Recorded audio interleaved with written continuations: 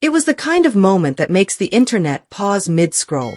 Waka Flocka Flame, live on stage in front of a hyped-up crowd, gripped the mic and did something nobody quite expected. He dropped Kendrick Lamar's Not Like Us.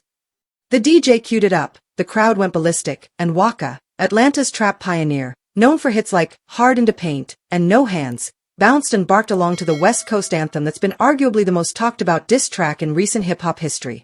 A track that marked a turning point in Kendrick Lamar's feud with Drake, a cultural firestarter that sent shockwaves through the industry. Welcome to celebrity rap life, where the red carpets never roll up and the spotlight never fades. The rewards are legendary. Because in celebrity rap life, every downfall can become a comeback, and every headline tells a deeper story. Hit that like button, subscribe, and turn on notifications so you don't miss a second of what's coming next. But then, just as quickly as he threw himself into the energy of Not Like Us, Waka turned to the crowd and clarified his stance. "I'm still a Drake fan," he shouted. "No hesitation. No backtracking." And as if to drive home his complex neutrality, he followed it up with a performance of Nokia, his own joint, stripped of the drama but still drenched in his signature energy. And just like that, Waka Flocka turned a simple festival set into a social media debate, a hip-hop think piece in real time. People weren't just talking about the music anymore. They were dissecting loyalty, legacy, fanhood, and what it means to be caught in the crossfire of two modern-day giants. Because this wasn't just another artist playing another hit. It was a statement, intentional or not, from someone who's lived at the intersection of street credibility and commercial fame. Someone who's seen beefs burn out and friendships fracture.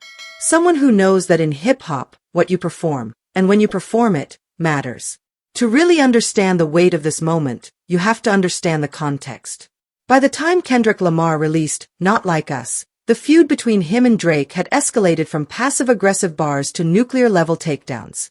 Not Like Us wasn't just a diss, it was a scorched earth anthem, a celebratory uppercut disguised as a club banger. It didn't just go after Drake's artistry, it questioned his affiliations, his authenticity, his legacy. And it landed hard. Even people who'd sat on the fence were forced to pick a side, if only for the moment. The track became a rallying cry, not just for Kendrick fans, but for a segment of the culture that saw the song as a reclaiming of the West Coast, of integrity, of rap's deeper roots. It wasn't just about who was more popular. It was about who represented what the culture should be. So when Waka Flocka, a Southern legend in his own right, played Not Like Us on his own stage, it sent a clear signal. Whether intentional or not, he acknowledged the power of the track, its dominance, and its reach. You don't perform a song like that casually, especially if you're an artist with your own catalog and a platform. It's a choice. But then came the curveball. Waka wasn't taking sides, at least, not entirely. "I'm still a Drake fan," he said, smiling, unbothered, maybe even amused at the tension rising in the crowd and across social media. And it's not hard to believe him. Drake's influence on the game is undeniable. From his genre-blending catalog to his pop appeal, to his ability to maintain dominance over more than a decade, Drake remains one of the most polarizing and praised figures in modern hip-hop. Waka acknowledging that doesn't dilute the energy of Not Like Us, it simply adds a layer of honesty to the moment. And that honesty matters. Because Waka Flocka is not just a rapper, he's a voice from a different era of the genre. One rooted in authenticity, aggression, and energy, but also in understanding the game's evolution. He's witnessed firsthand how beefs can play out. He's been both an outsider and an insider. And when he chose to perform Not Like Us, then follow it with Nokia, it wasn't just a musical sequence. It was a narrative. A performance of duality. A declaration that it's okay to feel both things at once. That you can recognize the genius of Kendrick's diss while still writing for Drake's catalog. That not every moment in hip-hop has to be a declaration of war. That music can be more than just tribalism. It can be nuance. Still, the internet wasn't built for nuance.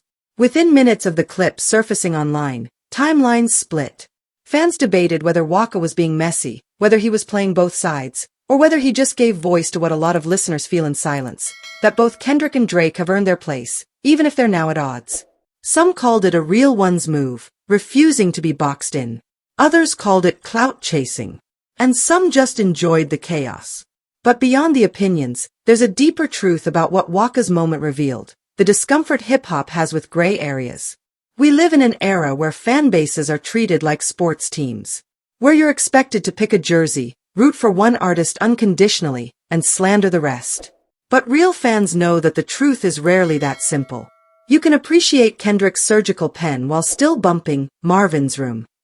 You can critique Drake's battles while admitting his impact. You can nod to Not Like Us while still calling Nokia a banger. Waka's performance embodied that duality, and in doing so, it made a larger statement about the future of hip-hop and how artists navigate the increasingly high-stakes game of cultural alliances. He didn't use his platform to push an agenda. He used it to remind people that music is ultimately about emotion, connection, movement, not just who won the last round of lyrical warfare. And let's not forget the track he ended with, Nokia.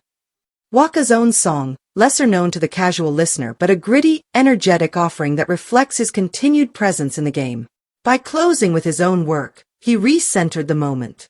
It wasn't about Drake or Kendrick in the end. It was about him. His voice, his music, his perspective. A subtle reclaiming of the stage after standing in the shadow of two giants. It also reminded fans of why Waka became beloved in the first place. Before the streaming wars, before the meme rap era, before every moment was dissected frame by frame, Waka Flocka was tearing up clubs with raw energy, authenticity, and anthems that didn't need approval from critics to move crowds. That's still who he is. And in that moment, he wasn't endorsing a side, he was amplifying a moment. Participating in the conversation. Giving people something to react to. But that reaction has consequences. In a culture where affiliations can spark entire news cycles, Waka's three-song arc, Not Like Us, his Drake Shoutout, and Nokia, became more than just a set list. It became a statement piece. One that challenged the culture's binary thinking and reminded fans that real people, real artists, exist in the in-between spaces. So what now? Will Drake respond? Probably not. He's known for choosing his moments carefully. Will Kendrick care? Highly unlikely. He already said what he had to say, and he let the music do the rest. But what Waka Flocka just did, intentionally or not, is open the door for other artists to break from the black and white thinking that dominates hip-hop discourse today. It's okay to perform someone's song because it hits. It's okay to say you're still a fan of someone who just got dissed. It's okay to be conflicted. Because that's the realest reaction of all. In the end, Waka Flocka didn't pick a side. He picked a moment. He leaned into the energy of a song that's become bigger than a diss track, nodded to the staying power of an artist he respects, and then reminded everyone he's still here, still making music, still moving crowds, still shaping conversations without even trying. And that's what made the moment powerful. Because in hip-hop, the most interesting statements aren't always screamed, they're shown. Through set lists. Through contradictions. Through honesty. And Waka Flocka, whether you agree with him or not, just reminded the world that sometimes the truest thing you can do on stage is be exactly who you are. No sides. No filter. Just vibes. This story is far from over, and the truth is still unfolding. I want to hear what you think. Drop your take in the comments. And if you don't want to miss the next twist, hit that like button, subscribe, and turn on notifications so you don't miss a second of what's coming next.